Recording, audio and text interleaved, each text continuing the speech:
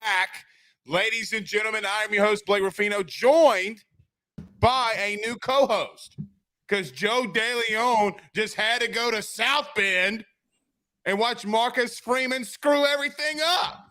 Our good friend Alex is joining us. Alex, what's up, buddy? What's up, Blake? Thanks for having me, man. Thanks for being a part of it. Tell everybody, look, before we get started, the people need to know who you are. You got the LSU jersey on. LSU going to clap some Ole Miss cheeks today. I sure hope so. Me too. But it's a big day in sports, especially college football. If you're a UFC fan, Charles Oliveira is going to knock out the Russian. I hope. That's what I'm assuming. But a big day in sports. But Alex, this isn't about me and my love for college football. It's about you. Tell the people who you are. It's a bit about you, Blake. It always is, and it should be. No, but I'm one of the. I work for the lovely Bleav. I've been on many phone calls with you on the other end, helping you out, doing what I can for my guy Blake Ruffino, AYS. But I co-host a show called The Charity Stripe. Two buddies of mine, Josh Fisher, former guest on this one when Texas played Alabama. Heard he was a hoot and a half. He always is. He always is. And Nick Kreider, got to shout out him. But I'm born in Dallas, but my mom grew up in Shreveport, Louisiana. Like, I don't know if you knew this. So I grew up an LSU Tiger. I used to run around the house with a little tiger tail coming out of my butt and rooting for, guys like Matt Flynn, Jacob Hester, Kiki Mingo. Yeah. I love that guy. He was huge. Yeah. So I'm looking for an LSU win. I mean, I went to UT, so I always root for the Horns. I know. Give me. Yeah. We're back. Hey, now with the win today over Oklahoma State, they might be able to say that a little bit now. A little bit. Brother, they go 9-3, 10-2 with a loss to Bama when Ewers is out. I get the Texas Tech loss. I mean, again, Ewers is out. All right, man. They're a good team with Ewers. And I'm not saying that because you're on this podcast. They're a good team with Quinn Ewers, bottom line. No, I agree. And I think for me, it's just like we've had every opportunity with the talent that we've brought into that school to be pretty decent over the last 10 years, and we've ridiculed ourselves. So for this is a step forward in the right direction. Sark year 2. I'm feeling positive, but I don't want to get ahead of myself. But yeah, it's a big game against the Oklahoma State Cowboys today, and I think we'll take care of business. But on to bigger and better things. The SEC. That's why I'm really here, and that's why UT made the right decision by going to the SEC in a couple of years. Let's talk SEC. Okay, we will talk some SEC. I do want to get to after we're done with some SEC. I do want to get because we do have some big games this weekend that could shape out college football. You got UCLA, Oregon. That's one of them. Obviously, we just talked about Oklahoma State and Texas, but the Big 12 has a big day today because Kansas State takes on TCU. I'm going to tell you, Alex, I'm taking Kansas State. I took them on betonline.ag, who you'll hear in our first break. I took Kansas State. How about that Quentin Jackson? Dude, unreal. LSU played Kansas State in the bowl game last year, and everybody ripped me alive. And I said, listen, they're a quarterback away from making some serious noise, meaning Kansas State is. Okay, and then I didn't realize TCU was going to be as good as they were. It's a heavyweight match, man.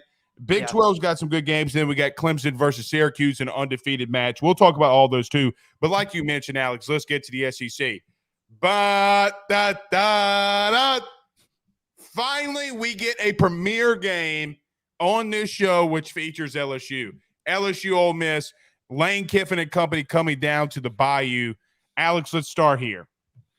I got to admit, I took a little bit of a victory lap this week because I said all week building up to Florida, they are a small smidgen away offensively from busting out, okay? You have that many drops. You have that many miscues. You're going to look sloppy. You're going to look bad. LSU performed against Florida, but this isn't Florida. You got Ole Miss. The thing for me, Alex, is Ole Miss, and look, when we legitimately say that you haven't played anybody, some people just say that. Ole Miss kind of really hasn't played anybody yet. This is going to be their first big test outside of Kentucky, but you're coming to Baton Rouge. Their 110th strength of schedule is Ole Miss. This might be the biggest environment, the biggest team that they've played so far. How do you see this game shaking out, LSU and Ole Miss? Well, I'm always riding the Tigers. I never won't, especially when the game's in Death Valley. I mean, anyone who's lucky enough to go watch a game there understands what I'm talking about. Absolutely. Look, DKR, where the Texas Longhorns play, is fantastic. And I haven't been to a game this year, but I've heard it's gotten louder and louder. But when I was a little 7-year-old and I went to an LSU game and the place was rocking, and next to me I looked at a guy and I turned to my mom and I was like, "Mom, what's wrong with that guy? What's wrong with that man?" It's because he was probably drunk off his ass, but or something else. Who knows? But what that brought from the stands to the players on the field, it's a different element. And I just, I know they played Tennessee at home, and I know that was obviously a tough game, but I think this crowd has a huge impact. And coming off those 6 touchdowns last week, Jaden, I trust him. And those receivers are talented as any other crew of receivers in NCAA. So I would take LSU. I would take them straight up in this game. What's wild about you saying that there at the end about taking LSU outright is the simple fact that this game opened up as Ole Miss is a 2.5-point favorite. It swang over 6 points and then goes to LSU +3 or LSU -3 that I saw this morning on betonline.ag. But BetOnline, it's been flickering back and forth, 2.5, 3. Let's see how that game opens up at opening kickoff. Alex, I agree with you in everything that you're saying about LSU. My thing about the Tennessee game is this. It kind of felt like Orgeron in 2017 when they got absolutely clapped by Mississippi State. The game wasn't as bad as it looked at the final score, meaning you don't drop a pass in the end zone. You convert on the 4th down in case Kayshon Boutte doesn't fall down. You're going into halftime 20-20 against Tennessee. LSU's not there yet. They're not ready to win the SEC West, in my opinion. But they're getting better with Brian Kelly. And I'll say this, and Joe DeLeon, I'm going to say our old co-host today. Yeah. He goes up to South Bend, and there's Brian Kelly attire everywhere. I don't think, Alex, people fully understand yet LSU won a national title and got to a second one with Les Miles while he was eating grass. I don't think people understand what Brian Kelly was supposed to bring here is my point. Yeah. If they win today, I said all that to say this. If they win today, Brian Kelly solidifies to me, okay, everybody's got to shut up. He belongs here. He's a good coach. Do you agree with that sentiment? Well, I'm always of the opinion that a head coach in college football needs at least you need at least more than a year to look at their body of work, seeing what they're doing. They got to bring in their own recruits. They got to establish themselves with the culture of the team, the culture of the program, especially at a blue blood like LSU. I saw it all too many times at Texas. A guy, he would come in, but he wouldn't get a fair shake because he wouldn't have a true ability because he didn't have the time to imprint his coaching style, his culture. And obviously there's a lot of other things going on at that school with the board of directors and everything and the added pressures, but it's similar at LSU, right? And obviously Brian Kelly's not a local guy. We know that, but it's kind of an anomaly, a guy like Lincoln Riley to go to USC. And I know they lost last week, but for them to be where they are and to be in contention, to be one of the big 4 at the very end, that's an anomaly. That doesn't happen every time. So we gotta be a little patient here with Brian Kelly, but you're absolutely right. A win like this against a good Ole Miss team means a lot. And it should silence some of the naysayers, I would say. That's the ultimate thing. Let me say this. We do have some breaking news from Michael Bonnet, who is the SID at LSU. So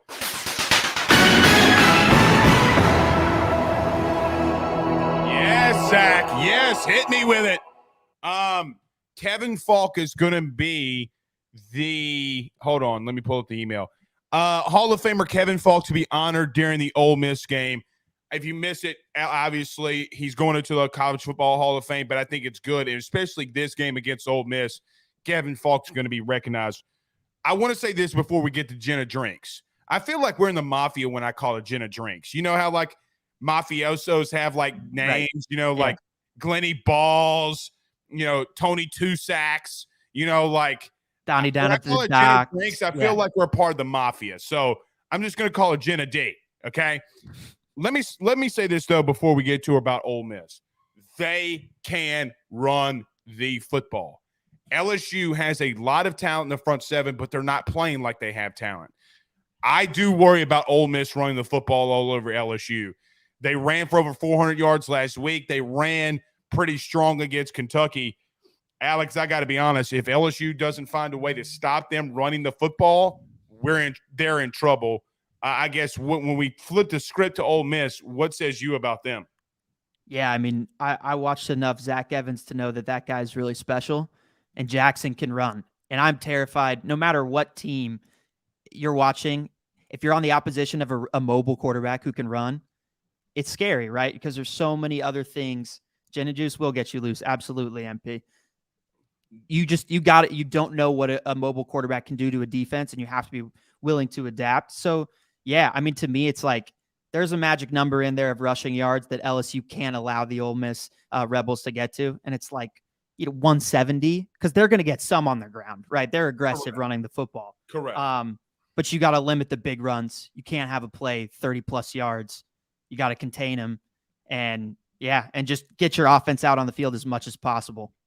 Yeah, I'm right there with you. I'm 20 yards behind. I said if you keep Ole Miss, if Ole Miss has 150 yards rushing or less, you win the football game. That's a tall task.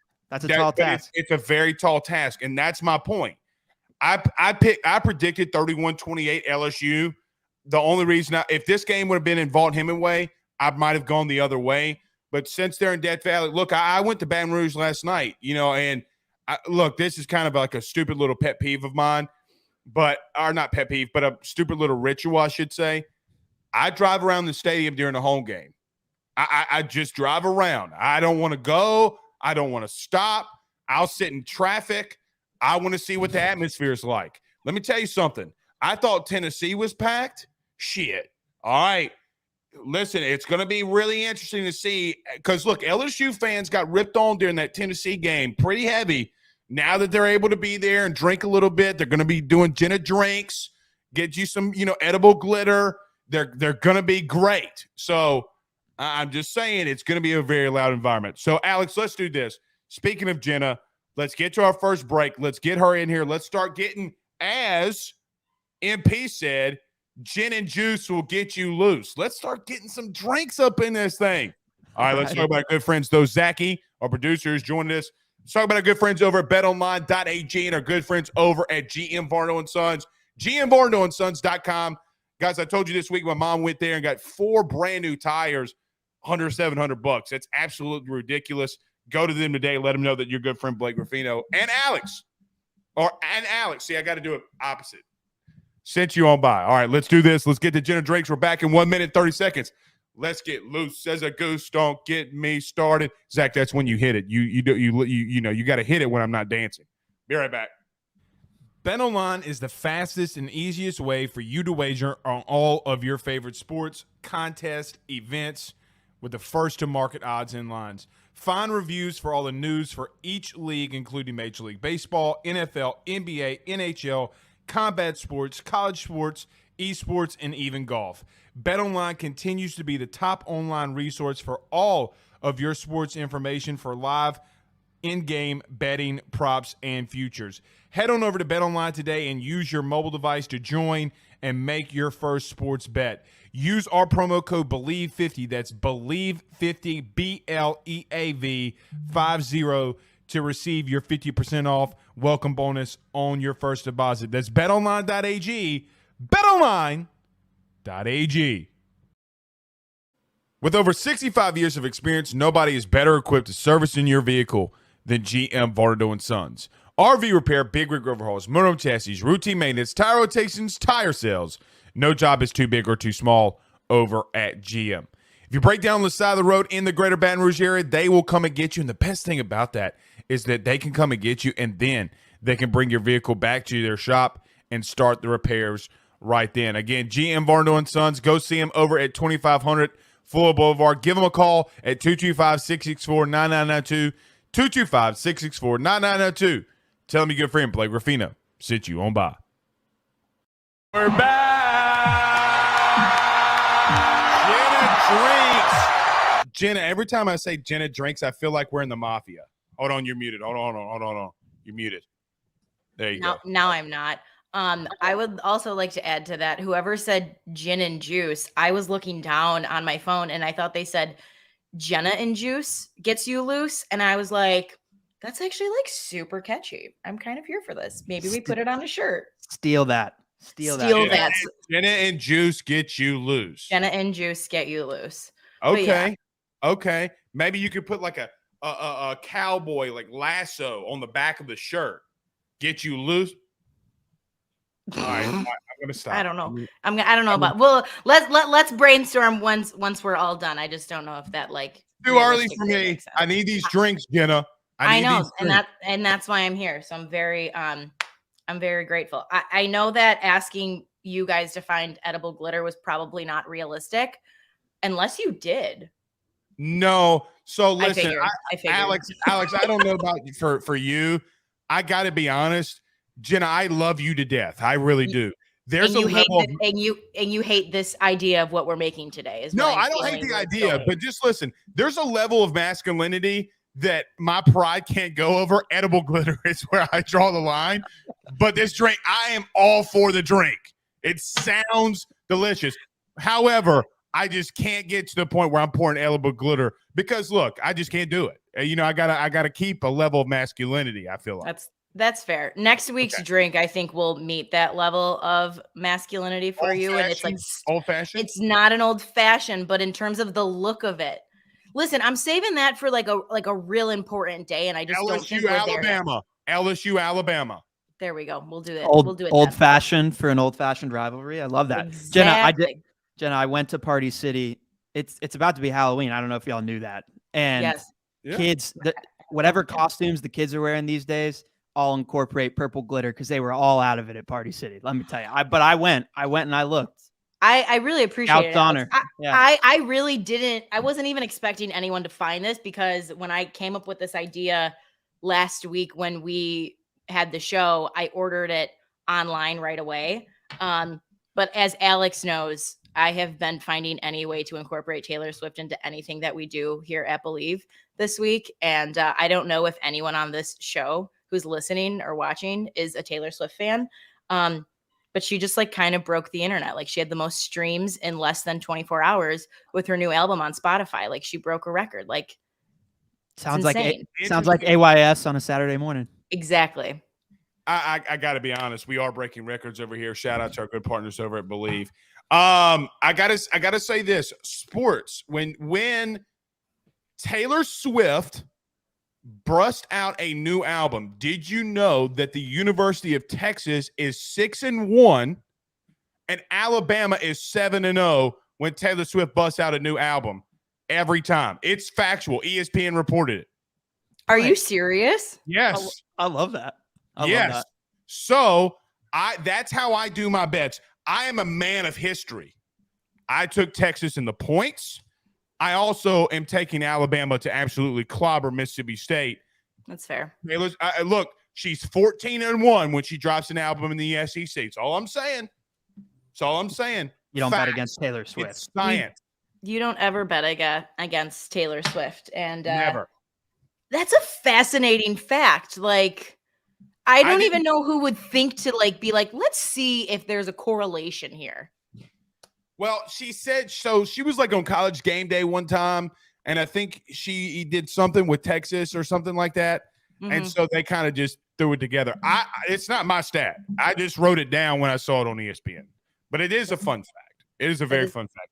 All right, Jenna. Very fun fact. I'm ready to get loose as a goose. Don't get me started. Let's do this. Loose as a goose. Gin and you ready? Juice. You ready, Alex? Let's do it. All right. Okay, let's do it, guys. Okay, so today we are making a Midnight Rain in honor of Taylor Swift. So it's a combination of her album Midnight and then the classic drink Purple Rain. So, you know, we kind of like to combine things over here. So first thing, you're going to do half of a teaspoon of edible purple glitter. Again, I understand the reality of people having this at their hands is not likely. But I promise you, if you can find this, or if you want to make this for Halloween next week, order it online through Fancy Sparkles, and you'll be very happy that you did. Okay, that's the first step. Next step, you're going to take some grenadine, okay, and we are going to do 1/2 ounce. So the original recipe, guys, calls for 1 ounce, but because this drink is already a little bit on the sweeter side, I didn't want to do more than half, because you don't want something to be too sweet and you still want to taste the alcohol that you're going to have at hand, okay? Next, we're going to take some cranberry juice, because who doesn't love cranberry juice in anything? Okay, we're going to do 1 ounce of that guy. Pour it on in. Again, if you don't have a jigger, guys, remember, normally 1 ounce is like a finger on your glass, okay? So just try to measure it like that. I wouldn't go too much over, though, okay? Next, 1 ounce of pineapple juice, okay? 1 ounce of pineapple juice, okay? Pineapple juice. This guy is so much fun, okay? Blue Curacao is a liqueur that you can add into drinks. You only need a little bit of it. It's orange-based, but it has a really cool blue hue, so it's fun to add. Okay, we're going to do 1 ounce of this guy. Woohoo! All right, now it looks purple. Now it's purple. All right, now we're getting there. And then last, the most important, your vodka. Okay, 1.5 ounces of this guy. All right. Can I pour more than 1.5 ounces? Would that make the drink bad? I would only, if you're going to do more than 1.5 ounces, I would do no more than 2. Remember, you don't ever want for it to be too strong. It's kind of my model, because when it's too strong, it gets diluted. You don't drink it as fast. You want something that you're going to drink fast, you can go back and have more. Same tip for bartenders, okay? Then take your ice, okay? Pour it on in. I decided to shake this just because I really want you guys to see the edible glitter in this, because it's so pretty. I'm going to pull, look at that. Like, look at how pretty that looks, guys, okay? Purple like the tigers. Purple like the tigers, okay? All right, and then we're going to shake it. Like 15 seconds. I'm leaking. Shit. All right. Bring your glass back. You're going to do like a rocks glass. Shut your mouth, Blake. Shut your mouth. Shut your mouth. All right. And then you're going to pour it on in. Woohoo. All right. Ladies and gentlemen, the most beautiful drink at the tailgate this week is a Midnight Rain. I got it in my cup again, my handy dandy undefeated cup. Okay. I feel like my proportions were wrong, but I It's okay. but I eyeballed everything. It's okay. Hers is, I think the glitter makes hers a little bit more purple. Jenny, you know what I was thinking when we made this? Cheers. What? Cheers, guys. I feel like I'm a rapper drinking the purple drink. Purple juice, gin and juice. Sipping on gin and juice. Wow. Purple juice gets you loose, guys. That's pretty good. That's pretty good. Yeah, it definitely gives me more of a, like, I hate using the word tropical, but it's Go ahead, I'm sorry. a little, no, it's just a little sweet, and it has a sense of, like, but it's got the burn at the end from the vodka, though.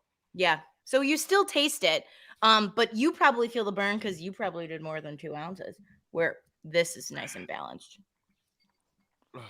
But seriously, look at how fucking pretty that is, guys. Like, edible glitter. It looks like a midnight sky. Alex's doesn't because he didn't balance it properly. Alex, when I get to LA, we will. He poured Benadryl in that thing.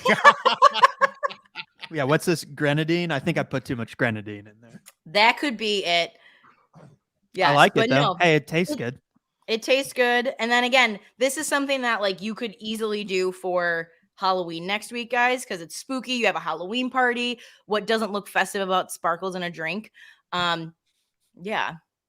I feel like if Hocus Pocus were going to be a drink, it'd be this. It would be this, right? Can I just come out and say it? Hocus Pocus 2 is terrible. Yeah, okay, I actually didn't think it was bad. I didn't think it was like the best thing on the planet, but I also didn't think anything was ever going to top the original. But I was like pleasantly like okay and happy with it. I got to be honest, the downfall of Sarah Jessica Parker on her, just like I was appalled. I don't know. Which part? I just feel like she could get away with how she acted when we were kids because she still had that level of youth. But it's like, I'm like, no. Like, I've seen Sex in the City with girlfriends and wives too much. Like When Megan, we used to watch Sex in the City. I can't get there with Sarah Jessica Parker. So But it you was wouldn't- like you but you wouldn't couldn't put purple watch it? glitter in your drink, Bleav. Would I? Thank you, Alex. Thank you. But you watched like 5 seasons of Sex in the City. Where do we draw the line here, Well, Bleav? first off, it's 6 seasons. Just so everybody knows. You're right, Alex. You got me. I have no defense. Wait, feel I like have shit I have a great question for you, Bleav, because we have a lot of male probably listeners. Did you learn anything about women from watching Sex in the City that you could bestow some wisdom upon to the people listening? Yes, that's how I got this ring. Okay. You're just look, here's the truth. I might say yes, ma'am, to my wife at least 3 times a week. At least, like, yes, ma'am. You're right, I'm wrong. And happy wife, happy life. That's where I'm at.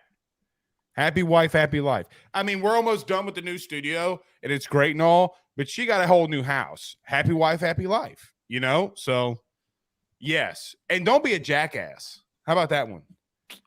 Like, Mr. Big was a jackass. He's a loser. Mr. Big should have never made it as far as he did. Let's be No, real. he should have been killed off. He should have been hit by a van in the middle of New York. Sooner, All right. way sooner than he did when the reboot came, and that sucked. Yeah, it did. It did suck. Uh-oh. All right, Jenna. I'm with you, Glenn. Bleav lost some cool points there. And then maybe this is just me being a woman, but like Blake's winning in my head compared to all of you guys listening. The man's winning. You got to know. Sometimes, Alex, you got to make sacrifices. That's right. That's all I'm saying. That's right. Jenna, this is really freaking good. Really good. Good job. I Thank appreciate you. it. Thank you so much. I had to give you a better one compared to last week. Last week's was kind of a flop. I got to admit, this is kind of more up here this week. Yeah. Last week's it was kind of like on the proverbial. I couldn't do it. I couldn't. It wasn't. It didn't hit. Jenna, again, the drink of choice. So listen, very quickly, and we got to get to Shay Hodge. Mhm. Very quickly. So all my buddies come over to watch the game. They leave when we do the post game. All of them bring 3 items: the liquor, of choice, orange juice, and beer. That drink has been probably that's all we're drinking. It's insane. Yeah, that right there, whatever that is. Who would have thought buying amaretto? You actually would have went through it. Oh, look, I don't know what the people at the store thinks. Jenna, we're going through bottles and bottles of them. It's insane. Things I love to hear. Things I absolutely love to hear. It's a drink here. It's a drink here. Maybe because LSU's playing a lot of earlier games. Maybe that's why. And people don't want to drink champagne. So it's been a hit. I promise you that. There we go. Now this is the next hit. Okay. Yes, it is. All right, Alex, I got to make you a better one. It's so bad looking. I'm sorry. I'll make you one. I love it. I love it. Purple drink for a purple team. I love it. All right, Jenna, have fun today. Thank you. Be safe. Be good. We'll You talk too. to you next week. Keep your clothes on, Blake. Okay. Not going to happen. Not if LSU I know. wins, I promise you that. I My know. clothes are I coming know. off. All right, I know later. that's true. Bye, guys. All right, that's Jenna. Jenna Drinks. It's pretty good, man. I got to admit, girl's got a talent. Girl's got a serious talent. All right, a man that legitimately caught a fade route against Southeastern Louisiana, my alma mater, while at Ole Miss. Shay Hodge, new member of Bleav, going to be joining us next. But let's talk about our good friends over at Gramco, thegramco.com. We return with Shay Hodge, in 45 seconds when we return. We'll be right back. Guys, I've got to talk to you about our good friends over at Gramco. They are the Delta 8 company based out of the state of Florida. They're founded by college football junkies just like you and I am not sure if you're familiar with Delta 8, but you need to be. Gramco is the absolute leader in this field, and they have phenomenal products that I just need to tell you about. First off is the Wake and Bake coffee that is absolutely spectacular.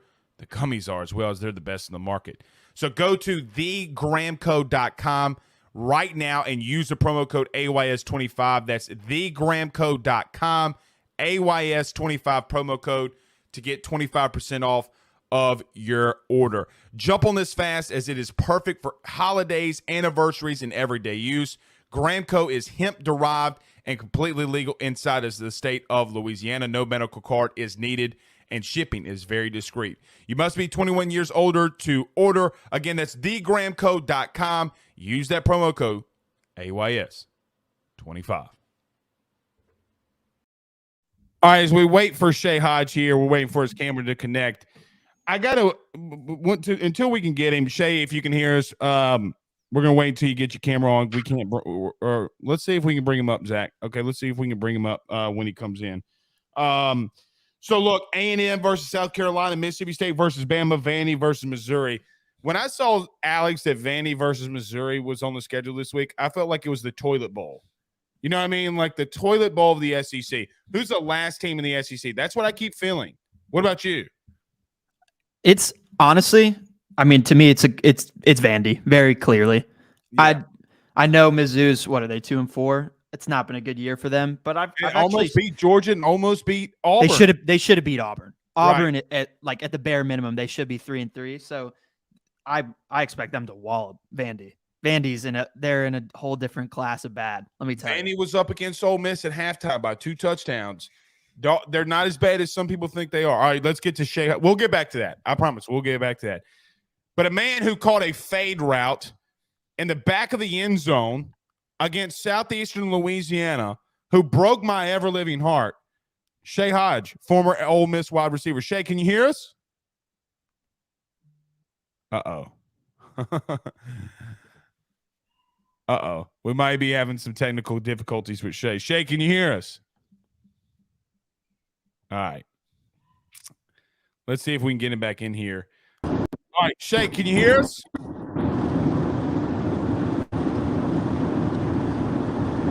Shay, can you hear us? Man, he will not. All right, let's see if we can get with him and text him and see if we can get a better connection. He's mobile. He's mobile right now. Yeah, Blake. he's mobile. He's mobile. Well, the man was never able to be caught on the football field at Ole Miss. Shouldn't expect to catch, for anybody to catch him now. Man was a just absolute bullet on the field. I got to say that. Getting back to that Vandy-Mizzou game very quickly, you're right. Missouri's not as bad as their schedule indicates. They're just not. But I don't know, man. I don't know. It's going to be intriguing to see that. I do want to get to this game, though, too, because we do have David Murray coming up in a little bit, too, talking some Mississippi State and Alabama. Yeah. I feel bad for Mississippi State, brother. You think it's a get-right game? I think it's a get-right game. I legitimately think Mississippi State's going to get dog-walked. All punts intended. All right, they can hear us. What's up, Shay? Man, I can't get it. I got service, but it won't. I can barely hear y'all. Okay. Well, look, I'm going to say we'll just get with you backstage and then see if we can get you connected. We might just have to text him or message him, Alex, say if we can't reschedule with him. Yeah, I think it's a get-right game. I fully believe it's a get-right game for Alabama. How do you see that one transpiring? Yeah, I agree. I think it was they obviously lost a heartbreaker against the Vols there in Knoxville. Bryce Young, I mean, he's the real deal, man. He's a different type of guy between the years. His presence and his poise in the pocket, second to none out of any quarterbacks in NCAA. So I expect them to right the ship here. The penalties have been the biggest oddity for this Alabama team. I mean, I think they had 17 last game. They had about 14. Yeah, they lead the country in penalties. It's insane, dude. So I mean, it's Saban, right? Like he's got to right the ship. Less than 10 penalties. That's what I would be looking at for this Alabama team if I were a head coach. Minimize mistakes. Guys, your talent will take care of things on the field. Don't worry about that. I like Rodgers though. Will Rodgers is a good quarterback. I'm gonna say something. I think he's more than a good quarterback. I think he could be I think he's a great college quarterback. Okay, so I was about to ask, like, because Josh Fisher, who I mentioned earlier on the show, he likes him more than he likes Will Levis, like as a pro talent, which is kind of crazy. That's a hot take, right? Not for me, not as a pro talent. Excuse me, not as a pro talent. Alex, this is how I conform to quarterbacks. You could be Stetson Bennett, okay, and win a lot of college football games. Yeah. You could be Ben Roethlisberger and or Carson Wentz or Josh Allen for that fact and be ass in college. Legitimately, like those guys had horrid numbers, but they're so talented. They're better pro prospects than college quarterbacks. Right. I think Will Rogers is a better because of the style and how Kentucky does things and how Mississippi State does things. He's a better overall college quarterback, in my opinion, because of the scheme and what he's trying to do. But here's the thing, though. I don't think that Mississippi State has enough horses to compete with Alabama. But here's I said this earlier in the week, okay? Here's a problem for Alabama. Emmanuel Forbes is the best DB in the country. It's not close.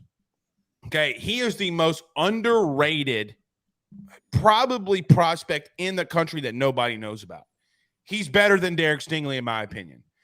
And as an LSU fan, and an LSU guy, he's had multiple seasons where he's had more interceptions than what Derek Stingley's done. He has more pick sixes. He has more tackles. And here's the thing: it's in the same division. It's not as if that he's surrounded by a lot of talent. Dude, last week, Will Levis didn't have a chance against Emmanuel Forbes. They've thrown 100 passes in his general direction this year, 1 reception, 2 yards. Everything else has been incomplete. He is the best DB in the country, and I will make this argument. In my opinion, he's the best DB to come out in the last 2 years. Without a question. He's that locked down. It's going to be interesting. Wow. If you throw it in his general direction, it's going to go the other way. LSU did not throw in his general direction. He locked down Kayshon Boutte. Bottom line, Kayshon got locked down. And people hate when I say something negative against LSU. It's not against LSU. He's doing this to everyone. Big wide receivers, small, fast wide receivers. It doesn't matter. Well, one catch is one catch. One catch is one catch. And here's the thing. What happened to the other 99? Yeah. I'll tell you what happened to the other 99. 5 of them went the other way. That's my point. So I still think that the Alabama wins and they really roll, but Bryce Young better not throw it in his general direction. That's all I'm saying. I think he's the type of guy that he knows better than that. I'm interested. I mean, we're due a Will Anderson breakout game, right? Like eventually he's got to put it all together. He's got to get 3 sacks in a game, a forced fumble, a recovery, maybe a scoop and score, whatever it is. Like he's supposed to be the number 1 prospect in the NFL. I know it depends on, what happens with draft order and whatnot, but he's still, to me, I see the talent when he plays. I see the athleticism. I see the positional versatility from linebacker to edge. He's got to put it all together and have a true impact game for the Alabama Crimson Tide. Here's my thing, okay, about this game that I think intrigues me the most. Well, not really game, just the season. I got in a lot of arguments, Alex, this year or this offseason. Who was the better overall prospect, Will Anderson or Bryce Young? And everybody told me Will Anderson's the best player in college football. Well, let me tell you something. Now, this is what I do on Sunday, and I keep my eyes on the NFL, but every Sunday I watch offensive line play in the SEC. Tennessee took it to Will Anderson over and over and over again. It got so bad for Will Anderson, they started running it right at him. That's how bad it got. Will Anderson's got to step up.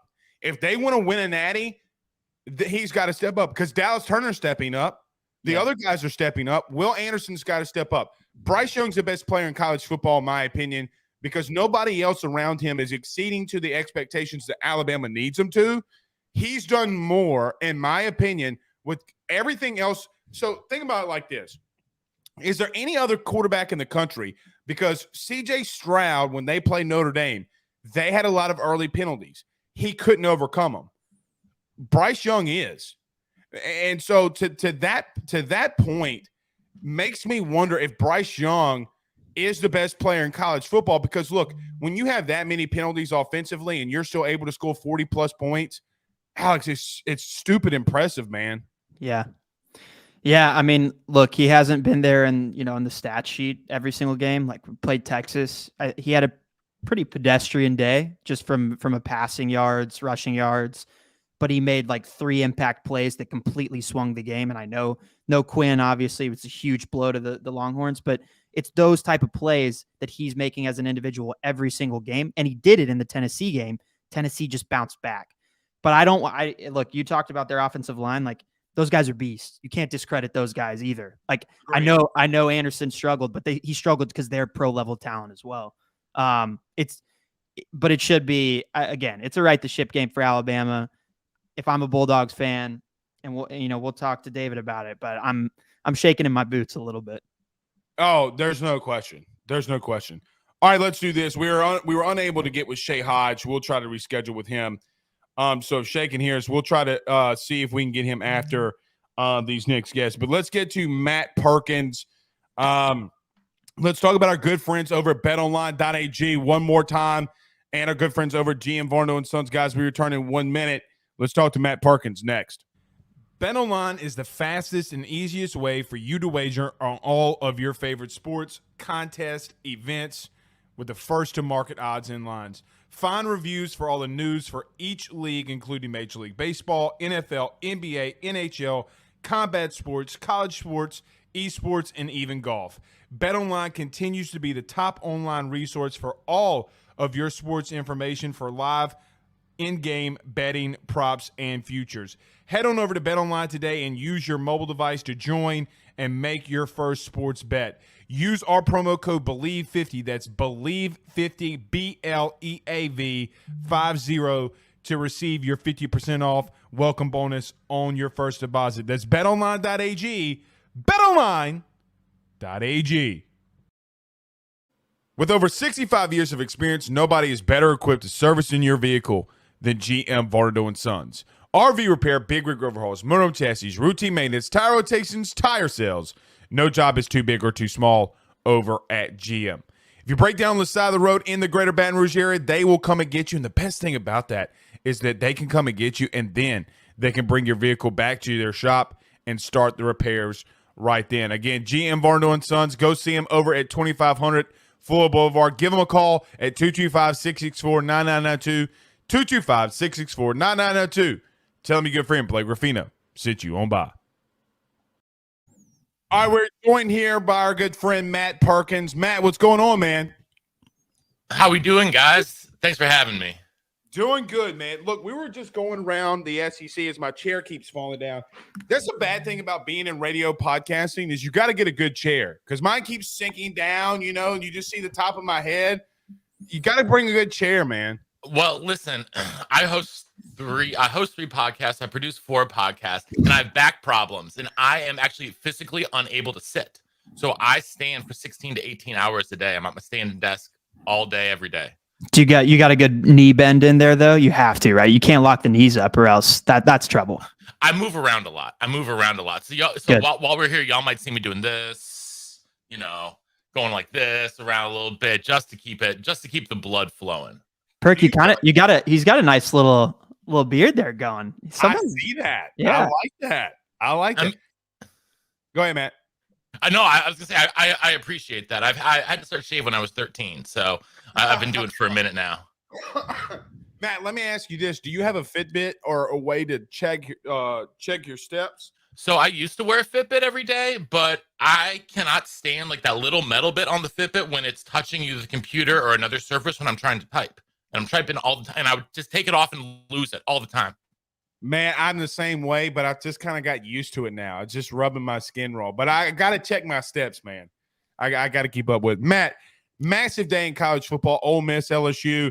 We have games all over the place. I do want to start with this LSU-Ole Miss game. It's kind of the premier game outside of UCLA, Oregon, which we'll get to in just a second. You think the Ole Miss Rebels goes into Baton Rouge and wins, or is Brian Kelly starting to find his way in Baton Rouge, which a lot of people think that he might be? I think Brian Kelly's defensive backfield is finally coming around. Agreed. And so for me, that is the number one key to this, right? Now, the thing about Lane Kiffin and the Ole Miss Rebels is that if they can't throw, fine, they're going to run. And that's what I would be worried about. The defensive line play for LSU has not been as dominant as I expected. I expected the LSU defensive line to maybe be the single best defensive line in the entire SEC, and they have not. They have simply not been, and it's disappointing. And I'm worried that they're going to get gashed in the run game by Judkins, by Evans, and by everyone else on almost even Jackson Dart. Jackson Dart, for as a big and thick a kid as he is, he's got some legs. He's got some legs, and that's what I would be really concerned with if I were a Tiger fan. Matt, to your point, that's exactly what Brian Kelly said Thursday when we talked to him, right? Like it gets to a point. And look, I called out the defensive line all week in our LSU show. They're not playing to their level. It's the transfers that are playing to the level, the freshmen that are playing to the level. Let me ask you this. If LSU does remotely stop them, do you think that they have a good enough chance to beat them? I think that Ole Miss's defense is still questionable at times. And so what I worried about, though, is Jaden Daniels making a boneheaded decision. And I don't trust him if it's close late to always make the right play. And I trust Jackson Dart to do that more than I do Daniels at this point, which is saying something because Daniels is a fourth-year player and Dart's only a second-year player, but Dart's already shown that he can make smart plays in crunch time. Go ahead, Alex. Yeah, I mean, I agree, unfortunately, despite like what my eyes see from a talent standpoint with Daniels, right? Like he's got it. He's got all the tools, but every now and then he makes a straight up boneheaded decision, and it can bite him in the ass, obviously. And it's about taking care of that ball. And we know that's what Lane and his guys are going to want to do, running the football. And I think Blake said 150. Limiting under 150 is a good sign for LSU. I said 170, which again, admitting that it's an incredibly tall task, either one of our numbers, because they're so effective. Matt, you're a Vandy guy though.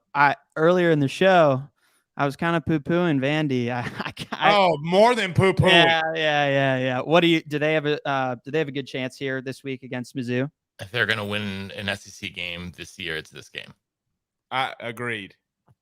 Yeah. And now I will say I was talking to Corey Burton over at Bleav in Dogs, and even in that shutout that obviously Georgia ran all over Vandy as everyone would have expected. The takeaway for him was that AJ Swan, the new quarterback of Vanderbilt, who was completely different than Mike Wright, the exact opposite of a dual threat quarterback, but he can sling it. And he was making high-level SEC throws in that game against Georgia at times. And so that is, that is exciting. I think that the best position group on the Vandy offense is the receivers. And I think that Clark Lee is finally starting to figure that out. And so, so now we're going to get a guy who can actually make the throws in and get the ball in the hands of our best offensive playmakers. Because basically at the running back, it's Ray Davis and nothing.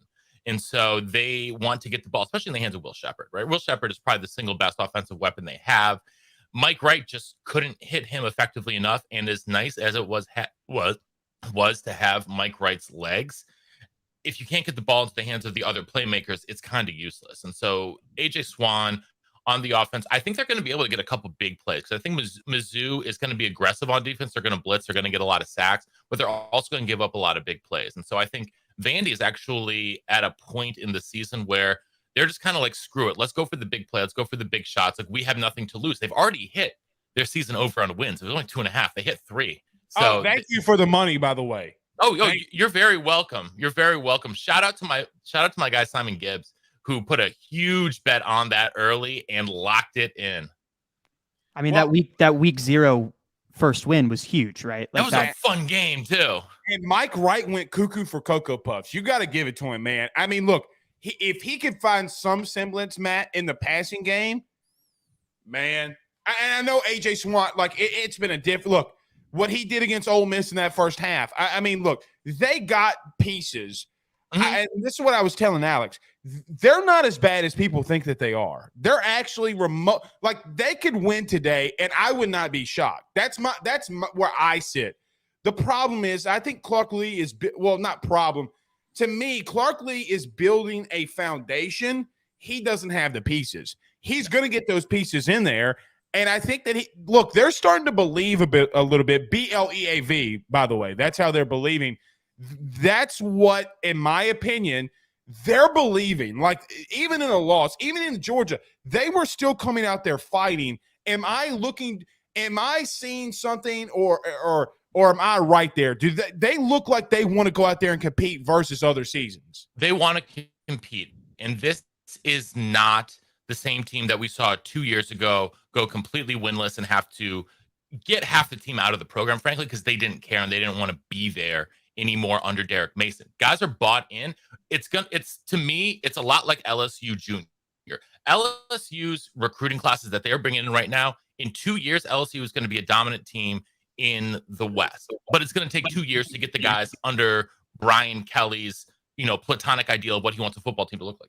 It's going to take longer for Vandy to do that because it's harder to recruit at Vandy. But Clark Lee's trying to do the same thing and trying to, sort of build that program in his image of toughness and guys that are going to go out there and compete no matter what and aren't going to complain. It's going to take a minute to do that. And as you guys know, when you come in and have to rebuild a program from sort of the ground up when it's been rotted for one reason or another, whether it is at an LSU, at a Vanderbilt, at an Auburn, which is going on right now, you have to strip it back to the studs and rebuild. And it takes a while to do that. And people have to be patient. And no one has patience in college football anymore. It's funny because I asked Brian Kelly, Matt, I want to say it was like 3 weeks before the preseason or into preseason camp. Because Matt House is obviously a new DC at LSU. And I was asking, look, at the time Duke was undefeated. His former DC was there. Clark Lee at that current moment only had one loss. And then you obviously had Marcus Freeman that was at Notre Dame. So I said, Coach, because you had so much success with defensive coordinators, and obviously Clark Lee being one of them. The Jets head coach, somebody help me out. Who's the Jets head coach? Saleh. Saleh was on Brian Kelly's Central Michigan staff. He was Brian Kelly's lead GA, would follow Brian Kelly everywhere. So I asked BK, I was like, what's up with the defense? He goes, listen, when you're a good offensive mind, like if you want to call plays, the good DCs. And Brian Kelly had a lot of input last week against Florida in that offensive game plan. When I asked about Clark Lee, Matt, he lit up like a Christmas tree, right? And it kind of gives you that – look, people can say what they want about BK. Okay, whatever they want to, it's fine. But he lit up like a Christmas tree. It gets me excited, though, when you hear a coach like that who has a big tree. When he talks about Clark Lee, like he was talking about, like, look, they're going to be tough. Watch if we go and play him. Like he's kind of wanting to, if Clark Lee ever left, he's going to be LSU's next DC, which is kind of crazy because you could just tell how much he loves him, man. Yeah, and I will say for Clark Lee, he has the administration's backing, and the administration is starting to put money into athletics. They just broke ground on a $330 million athletics complex, and that's going to be huge because Vandy hasn't always had the buy-in, especially since James Franklin. And the reason James Franklin got the buy-in is because he wasn't afraid to speak up and say what the football program needed. He would march into the athletic director's office and say, I need this money if we are going to compete. And he wouldn't take no for an answer. He walked to every single fraternity and sorority on campus saying, we need you in the stands for every game because it is important to the program. And guess what? People showed up because they had a winner, because they had someone who would actually lead. Clark Lee has some of those same characteristics of not taking no for an answer when the program needs something. And that's the leader they needed, because that is the exact opposite of what Derek Mason was. Derek Mason said, oh, okay, that's fine. I'll work with what I got. Which is fine, which is an admirable quality. But to lead an SEC football program, you have to be able to stand up for the program, stand up for yourself, stand up to the administration, say, no, we're getting this, and it's going to happen come hell or high water. One more for you, Alex. Go ahead, Alex. So I'm getting the feeling here, and it might be the purple drink that Blake and I have been sipping on that Jenna Drinks made for us. Yeah, where's mine? We'll send you the recipe, but Okay, you gotta thank you. you gotta make. I mean, mine kind of looks like NyQuil at this point, but it's not. I promise.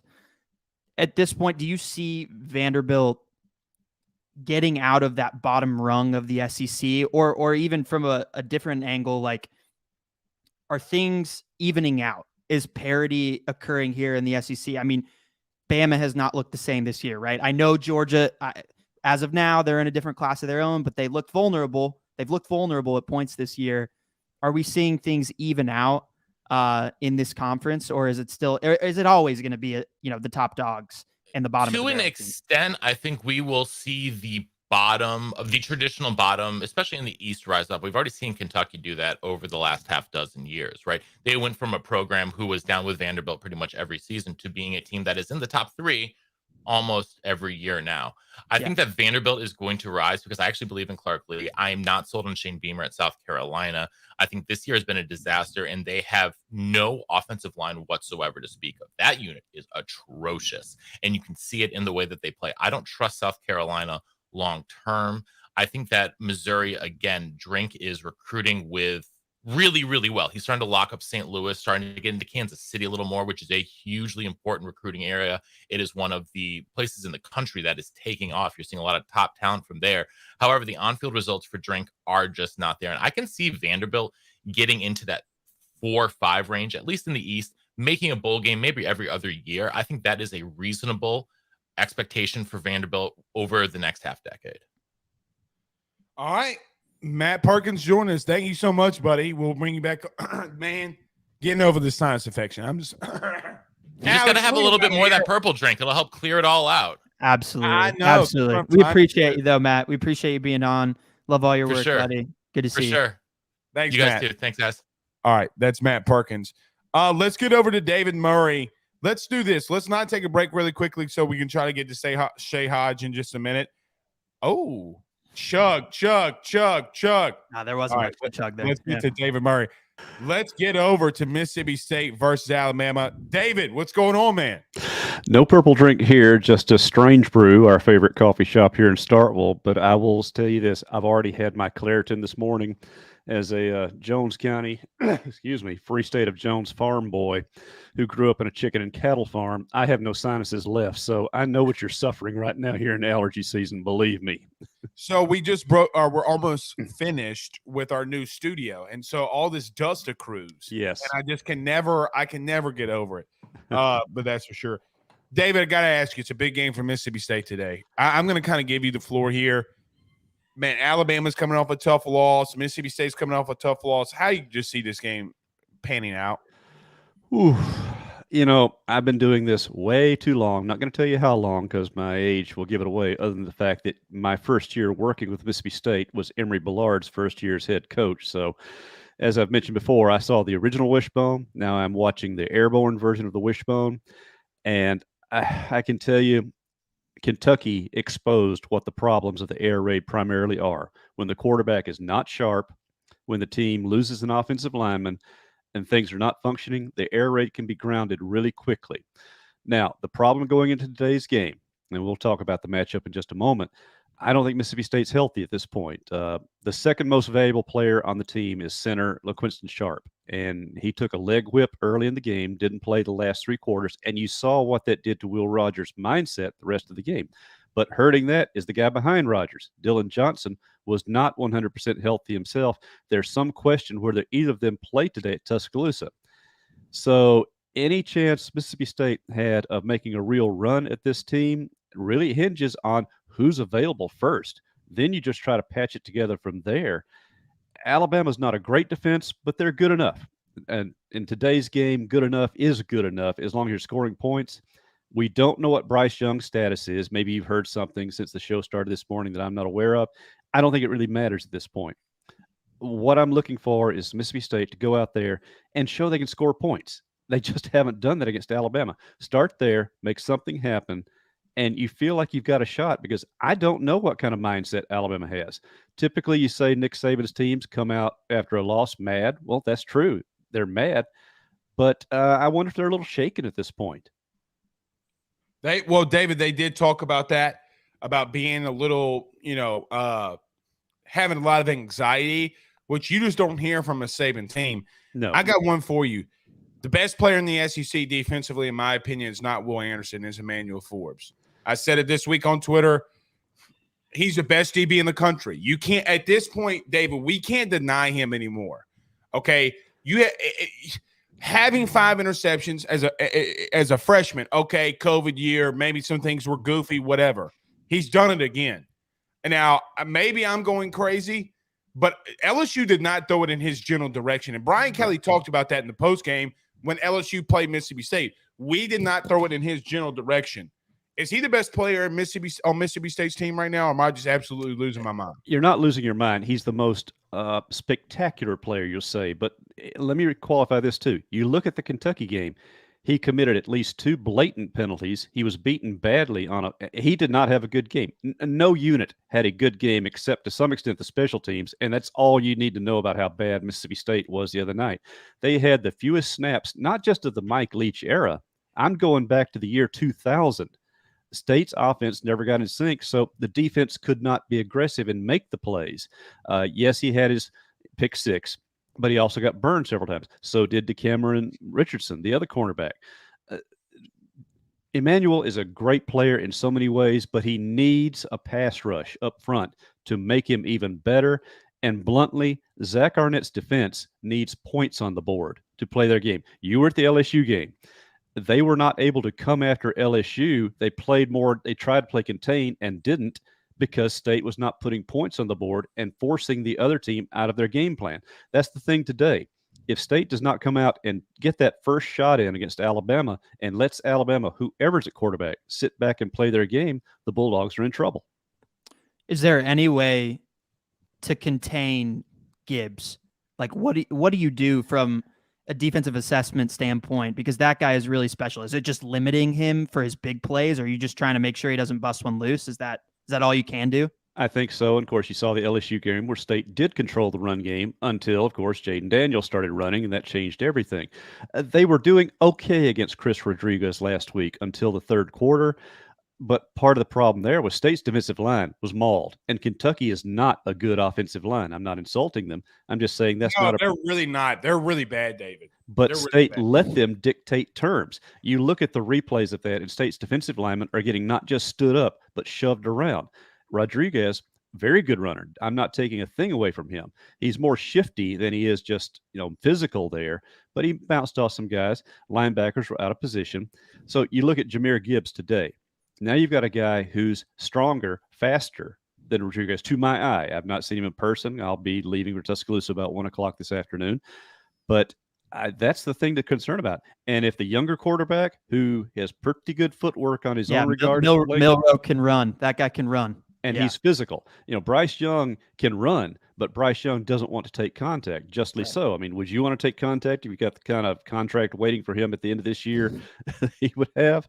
So you look at it, that's going to be State's first concern.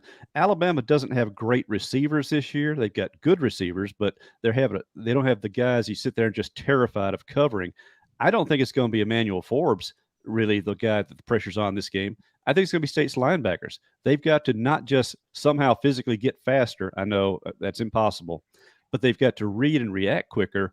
Otherwise, Alabama's going to be, if they're allowed to dictate terms in the run game, dictate the terms, State has no chance defensively. So I think this spread it's 21 points. Right. As of now. If Bryce Young were playing, would you be taking the plus 21? Well, I have to make my own predictions for our website, and I predicted Alabama to cover. I really did, because I just think they're that good. Now, to me, the main thing too, and I'm sure you guys, I'm not going to make too big a deal of it, because I've covered this kind of thing a lot of times over the years. As you know, Mississippi State lost a player this week, a walk-on offensive lineman, Sam Westmoreland. And the team has not really had their time to grieve, and this will not be an excuse today in any sort of fashion. I saw on social media last night all the offensive linemen got together at a fire pit to say goodbye to their friend in that regard. The advantage is they have an open date next week, so they can get that taken care of. I think playing a game is a good thing for them today, to get out there and just, part of it do it for Sam, but part of it do it for themselves as well. And that's how Mike Leach is going to have to handle this, kind of delicately. There's no good way to do it. But that does not take away from the fact that Alabama if they come out and play disciplined and hard and aggressive because they have no margin left in the SEC West, as I'm sure y'all talked about, they have little to no margin left in the college football playoff as well. If Alabama is as focused as they usually are, then it's going to be a long evening in Tuscaloosa. If Alabama is distracted, if they're trying to look ahead and Mississippi State comes out and plays an inspired game, I think it could be an entertaining contest. I still think Alabama wins. What I want to see the Bulldogs do is score points, legitimate drives. They had one drive last weekend. They need to come out with the tempo they showed on that one scoring drive. One thing that really stuck out last week, and I know I'm getting a little long-winded here. You're fine. You're fine. But this year, Mike Leach's first 2 years as Will Rogers in the offensive line, and you can't separate the two facts, learned the air raid concepts and the timing. State was getting the snap off usually within 2 seconds.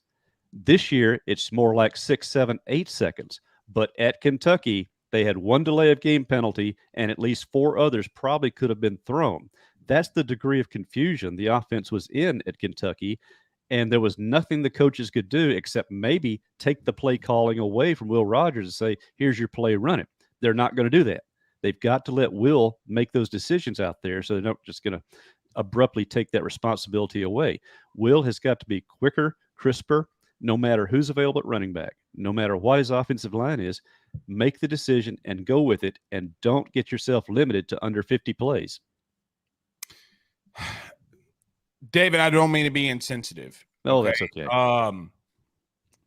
Because I've been on a team that's gone through something like this, okay? Either one of two teams shows up. Either you're going to falter because it's tough. And look, man, I'm not going to go down that rabbit hole too much because I get emotional because it was a good friend of mine. But at the same time, or either you falter or you rise above and do something extraordinary, right? I've seen it happen both ways. Myself in 1991, Mississippi State lost a defensive lineman, Rodney Stowers, in a game against Florida. I'm never going to come out and say that too much was made of it because it was a serious situation. The team, they were able to let all their emotions out during the week, and they showed up flat and lost a game to Memphis. Fast forward to 2010, Nick Bell, a very popular rising young defensive lineman, dies. But in his situation, it wasn't a game injury.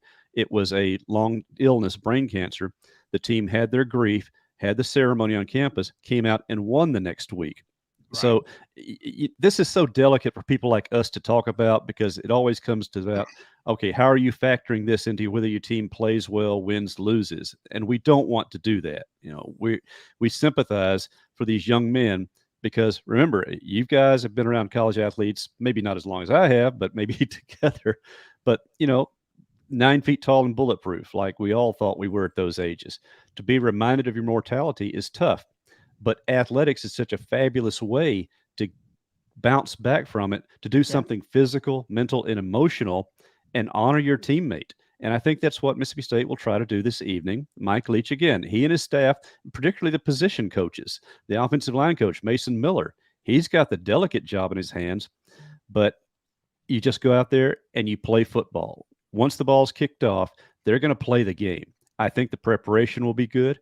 I think they've totally transformed what they did the game week of Kentucky because the coaches saw even 2 days before the game that winning streak had gone to their heads and they could not get the team and their mindset. This rude reality shot, you don't want that in year 3 of a program, but it happened. Now you come out, and if you make a statement against Alabama, even just by being competitive, you feel like you've really got a chance in the closing stretch run of the season after your open date to do some damage. That's the way.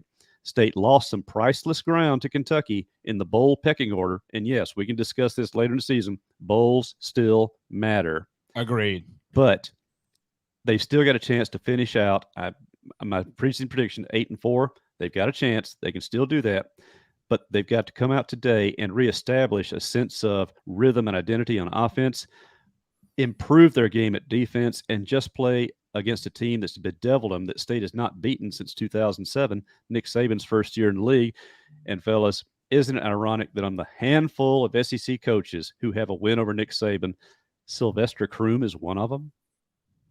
Yeah, did you see the thing? Did y'all see the thing this week? It said of all the teams that had beaten Saban and the times that they had beaten them, ULM. It's like it was just ULM, and then all the teams that have won the SEC, right? Like, I mean, it was insane. And I honestly, David, I forgot. I honestly thought it was Dan Mullen. I was like, I don't remember Dan ever be. I thought maybe I missed something during the Dak Prescott years, but obviously Ole Miss has a pair. Sylvester Crum. I do want to ask you this before we let you go, though. The bitter rival, Ole Miss Rebels, comes to Baton Rouge this week. I don't want you, look, I'm gonna let you talk about the rivals here. What you think about them Rebs coming on down as they say, corn dog country, which it's not corn dog country when you got chicken on a stick in Oxford. Well, I never call it corn dog country because, again, I told you I'm a farm boy, and I love Tiger Stadium. I mean, it is by far my favorite road trip every other year, just because of the food. I have a saying that if you have a bad meal between Mobile and Lake Charles on Interstate 10, you're your not fault. doing it right. Right. So, you're not doing it right. No, I think this is going to be the fun game of the day to watch. I won't be able to watch it, of course. I'll be in the Alabama press box taking care of business, but I'm a little surprised that LSU is favored down there. They must have some players healthy back. And yes, LSU proved me wrong last week by beating Florida. I thought the injuries were going to keep them from taking care of it, but they did. If LSU can establish Tom, because Ole Miss, I'm going to say this for Lane Kiffin, what he's done there is if he's able to win 8 or 9 games or even 10 games this year, regular season, and doing it by transforming their offense entirely from what they've done by use of the portal, then he's dictating terms on how the game is to be played, particularly in a moderate to average NIL facility like the Rebels have right now. LSU, Georgia, to Alabama, they're playing a different game than the rest of us, and us at Mississippi State are further level down. I think that really raises his profile again. I don't know there's any job out there he would want because the West Coast jobs are probably all taken. I don't know that he'd want to go back to Nebraska, so maybe Ole Miss is a great situation for him to stay in. I originally didn't think that Brian Kelly was going to be a great hire for LSU, but what he's done getting this team back on focus when they could have easily fragmented falling apart has impressed me. I thought he's a good coach. I just didn't think he was a good fit. Hopefully he's proving wrong in that regard because I'm an SEC guy too, not just Mississippi State. I love the SEC. So that's going to be a fun matchup to watch. But if you can force Ole Miss, here's my key to that game. Ole Miss is going to make 1 or 2 mistakes a game. It has not hurt them yet. You like the freak turnover to Auburn before halftime last week. Little things like that. Or Kentucky, they've had some missed kicks there. None of those have cost them a game. Sooner or later, though, it's just the nature of the sport that a mistake will happen at a time when it really costs you. This may be that game because I think LSU has the athleticism, has the creativity, and they got the home field. Now, if it was 6 o'clock in the evening, I'd feel really good about LSU's chances down there. And I will tell you this, SEC fans, once in your life, be in Tiger Stadium in September or preferably October at 6 o'clock for an evening game. Watch the band come in. Watch the Golden Girls. God, the Golden Girls. I'm safely married. I can say that. And sit there and say, this is college football. Yeah, Betty White, David. So she used to be a Tiger. Hey, fighting Tigers. Could you see Betty White being a Golden Girl? Because I can't. Absolutely. I think that would be the most priceless thing they could have done. Rest in peace, Ms. White. But, yeah, I think y'all have a fun game down there. Mississippi State, I don't know how competitive it will be, but I want them to show up. A&M, I think, takes care of business with South Carolina. You were talking about Shane Beamer. Shane Beamer's a great guy. I know his wife very well, Emily. I know his father-in-law, the sheriff of Oktibbeha County, no less.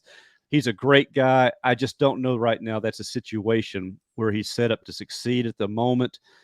But, and we talk about this, and you were talking about recruiting a moment ago. I know we're wavering far from the game. Name, image, likeness is about to change all the rules again. And places that we thought were dead and buried, like Nebraska, they're going to be back just because they have money to spend. And schools that have fought and clawed their way to stay in competitiveness, they're going to fall by the wayside because the NIL is not there unless you find those coaches who know how to pick off the guys who aren't going to other places. And this is another subject y'all can talk about too. NIL is not going to be so much about getting the players there. How do you keep them there? You may give them that check the first year. What happens the second year when that check's not there because that check's going to another freshman? Something to think about. Agreed. David, thank you so much for joining us again this week. Back-to-back weeks, absolutely killing it. Tell everybody where they can catch all your content and everything you guys are doing. Well, sure. We're on the Gene's page on the we're partners, not a member, but partners of the CBS Network 24/7.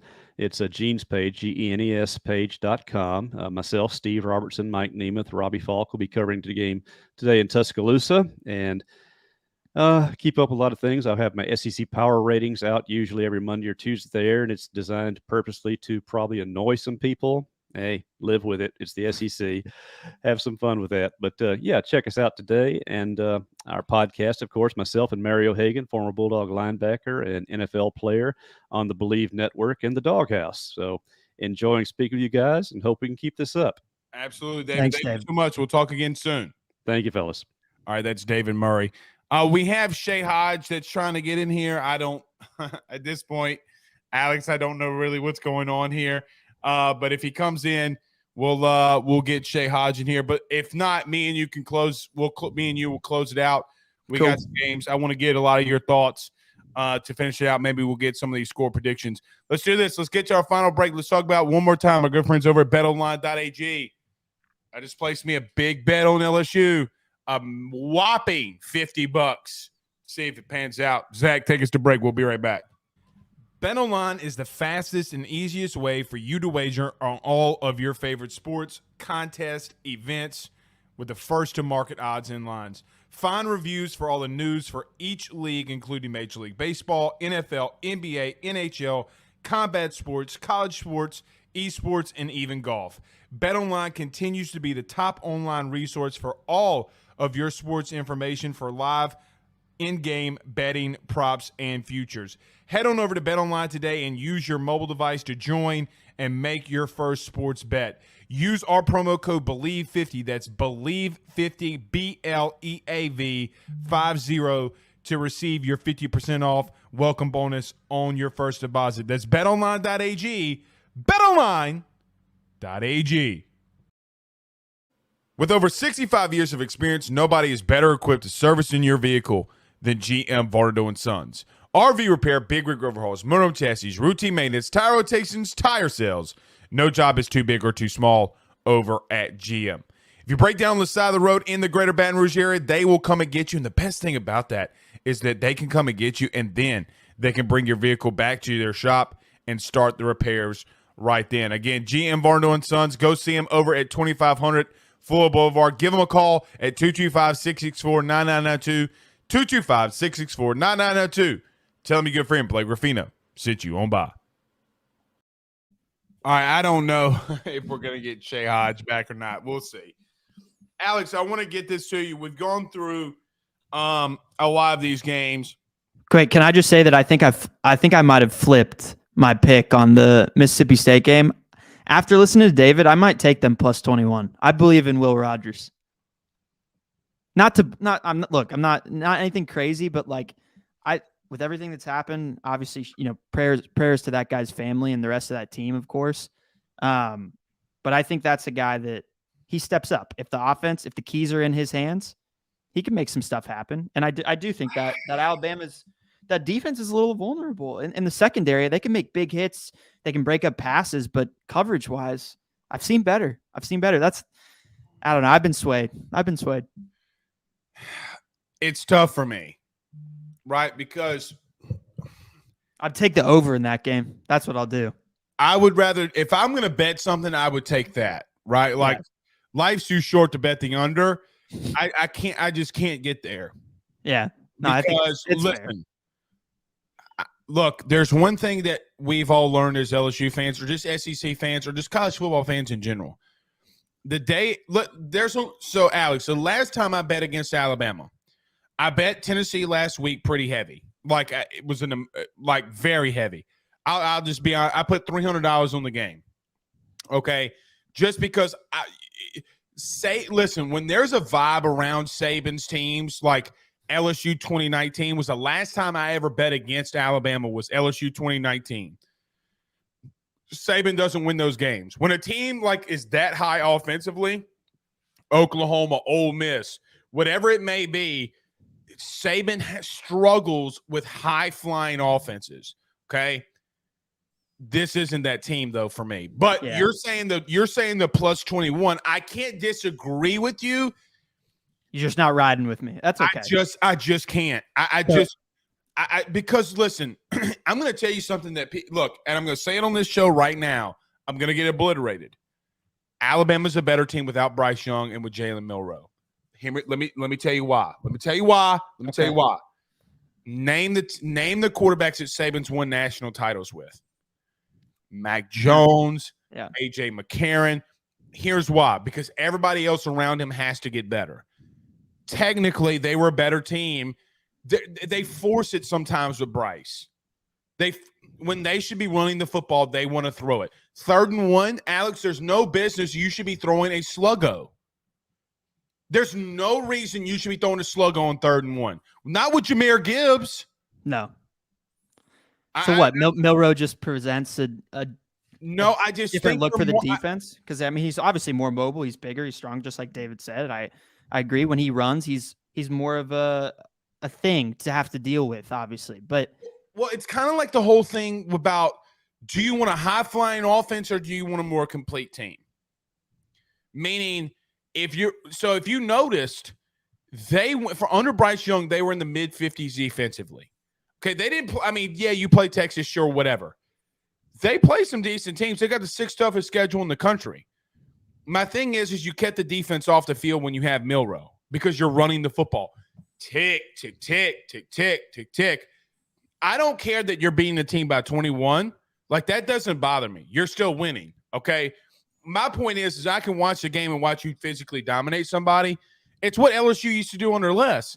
LSU would win by 17 or 20 and be like, oh, LSU just squeaked out. Well, they should have beat that team by 40. Hell no. They were clapping cheeks for 4 quarters. My thing is that they just – I feel like they force things with Bryce Young. Like, for example, against Texas, why are you throwing the ball on the 1-yard line? That should have been a safety, by the way. Am I wrong? No. Okay, I'm not wrong. No. Why did they do it against Tennessee? Why you have Jahmyr Gibbs. Jalen Milroe's in the game. They're running the football. They're a more complete team, in my opinion, with him because and it's not because of Bryce Young. It has everything to do with Bill O'Brien and Nick Saban. That's my opinion. Well, especially if he's banged up. If you're running a read option right now, like Bryce he's not gonna tuck that run. Hell no. He shouldn't, and they won't call it, right? So you mentioned last week too, Alex. You mentioned 2019. You know what this jersey is right here. If it's not a Burrow jersey, thank you. Yeah, it's the EAUX. You know what it is. Yeah. Hey, I saw him last week. I saw Jimmy Burrow, his dad, too, last week at the Saints game. And he goes, Blake, this is the first time I ain't ever seen you drunk. You were like, you should have seen me yesterday, probably. Oh, dude. I was like, Mr. Jimmy, listen to me. I love you to death. But it's like, you ever have that connection with somebody that like they always see you at your worst. I feel like that's me and Jimmy Burrow. I shouldn't have that. But shout out to Jimmy Burrow. We got the LSU signed Joe Burrow jersey. It's going to be up in the studio once it's full going. Pretty excited. I actually cried like a little baby back bitch. I'm not going to lie. I cried. Joe Burrow signed jersey. That might have been the longest run of his life that he had in that game. That was that 21-yard touchdown run. That was nice. He's back. So listen, my wife does not like going to LSU games. She loves going to Saints games. So, she's 9 months pregnant. We're having a baby in 2 weeks or 10 days, whatever it is. So me and my buddy went, okay? And everybody around us is like, Joe's not going to do it. Joe's not going to do it. And I'm sitting there like, Joe's about to light y'all's ass up, okay? Yeah. He's different thing. All right, I want to get to something very quickly. I want to go outside the SEC very quickly to wrap up the show. UCLA, Oregon. Who you got there? This is a really tough one.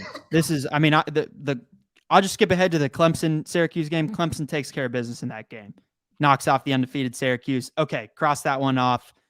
Clemson's on their way to being. I agree with you there, by the way. To being one of the playoff teams. I think this is a huge game in the pack because obviously UCLA's got USC down the pipeline. I like Bo Nix here, man. He's really turned it up. Okay. I think he's gotten better as the year has gone on. But there's, I don't know. It's tough. I mean, you want a high-powered offense. Chip Kelly, he's got you a high-powered offense. That quarterback can do some different things. But if my gut check says Oregon in this game. I'm going to flip it on you. I'm going to go UCLA. The reason I'm going to go with the points. I don't know about outright. I'm going to go plus the 6. So give me UCLA plus the points. Look, DTR's really coming to his own. Yeah. I don't think what we saw against LSU last year was a fluke. Now, they're very physical, which is not indicative of what Chip Kelly's teams do. They will knock your dick in the dirt, and there's no other way to say it. They will, as what's your boy from the Lions, Dan Campbell? What was his thing? Chew kneecaps off or whatever it is. Yeah. They're nasty. Oh, then the next year he's crying and God bless him. That Netflix, what's not Netflix series? What's that called? Hard Knocks. Hard Knocks. It's such a horrible series for him because he's yelling and he's like, "I just love every one of you," and I'm like, "Dan, don't do that, dude. You don't do that, bro." But yeah, Lions are a pretty good team. I'm taking them this weekend too. Hey, Jameson Williams, once he comes back, I mean, they'll have, man. But give me the plus 6 in UCLA. Okay. All right, let's go to your alma mater. Give me Texas. You want the points too? I want all of it. Give me Texas. Quinn Ewers is too good. Yeah, I mean, especially if I still don't know what the deal is with Sanders in this game, if he's going to play or not, or if he's going to play banged up. Either way, if he's not 100% healthy and he can't run, I'll take the points as well. Yeah. He's a good quarterback, but look, I love Ewers. This Jatavian Sanders guy. He's a beast. He's a beast. And Billingsley, who transferred from Alabama, like he was, last week was up with him, by the way.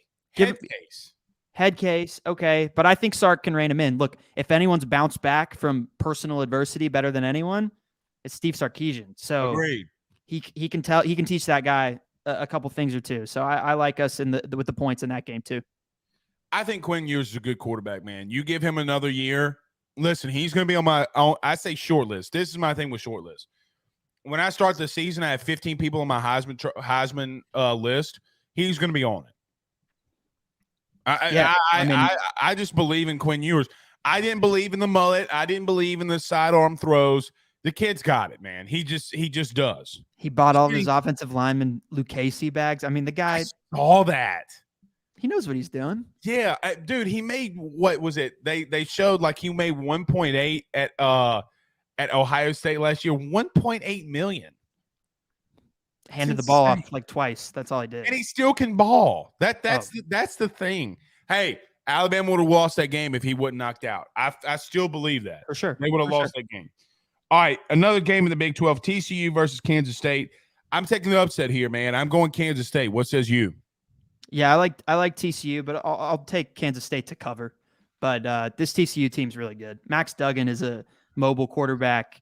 I mean, he can move around, and I mentioned Quentin Johnson earlier. He's my favorite wide receiver prospect out of any of the guys. I think he's being slept on. I mean, I love Booty, obviously. Jackson Smith and Jigba. I know he hasn't played that much. Him and his running mate, Marvin Harrison Jr. I mean, that guy's a beast. And Xavier Worthy and UT, and obviously you got the guy in USC, but Quentin he's underrated right now, in my opinion. I agree with you. I just Jordan Addison, the SC guy. Yeah. Right. Correct. Here's my, well, I mean, he's had subpar games in their bigger games. Wasn't there really against Oregon State. And then when they lost to Utah, I think he got hurt, but still. And Brian, I love you, but USC, they're not, they're a year away. I love you, Brian. Don't fire me. Look, I think TCU's not as physical as Kansas State in reference to the offense-defensive line comparison.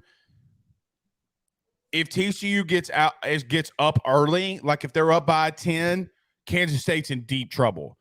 But if Kansas State stays around, they're goofy like that, man. They're a goofy-ass team with a goofy-ass head coach. I love them to death. I do love them to death.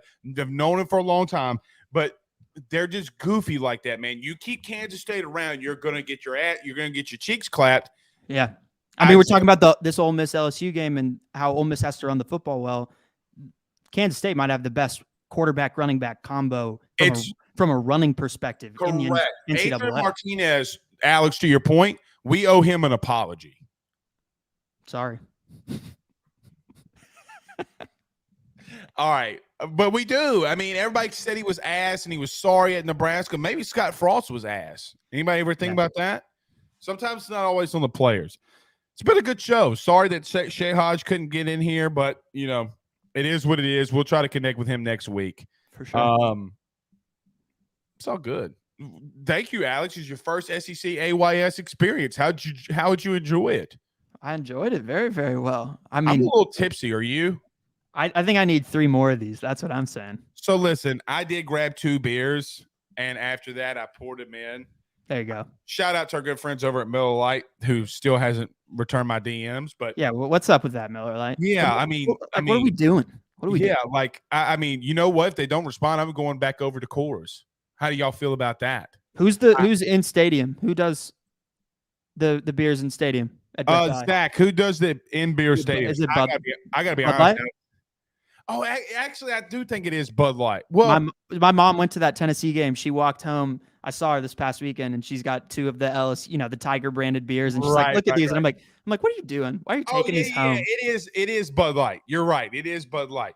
Yeah. I don't, man. Listen, our producer Zach says it's Bud Light. Yes, look. I'm not just because LSU's on the can, it doesn't matter. I'm not buying it. Bud Light tastes like horse piss. It's the bottom of it's the bottom of that tier of beers for sure. Yeah, look, it's right there with Michelob Ultra for me. Like people drink Michelob to think they're cool when drinking beer. Michelob, no, ew. It's like, well, me. I'm a beach boy over here. I'm a Pacifico and Corona. Those are my with a little lime in it. I gotta be honest. I'm a big Dos Equis guy. Believe it or not, Dos Equis guy. Yeah, I like Modelo, but I hate. The only problem with Modelo is I hate all the gold-plated bullshit I got to get around to get to the beer, man. It gets everywhere. I mean, you hate little flakes of purple little gold glitters. Yes. You hate all of it. I hate all of it. Love the colors, hate the glitter. I have chest hair, damn it. Like I have my own 401k plan. Like, don't let me play, glitter and fairy and shit. Yeah. Like I want to be a man. You can do 30 push-ups. Can you do 30 push-ups, Blake? Probably not. I'll just be honest. I mean, I'm 6'3", 290 pounds. Look, I might be able to get to 30 push-ups. I can't do a pull-up. Yeah. But that's a lot. I mean, look, man, you're a big boy. That's tough. That's tough. I can't do a pull-up. I'm just going to be honest with you. So this is so sad. Before I got married, I was 220. The lowest I'd been since high school. When I got married, I lost a lot of weight to look good in the tux. Man, as soon as she said I do, Domino's Pizza, where are you at? I mean, I'm a fat man at heart. I gotta be honest with you. Gotta be honest. The new ingredients that crust, man, it's different now. Yeah, I'm a thin crust guy, man. Give me the thin crust. Same. All right, guys. We'll see y'all next week. Thank you to Alex for joining us. Thank you, buddy. Thanks for having me, Blake. Appreciate it, bud. Let's get out of Tigers. here. Go Tigers. Yeah, go Tigers. Wow, that's loud.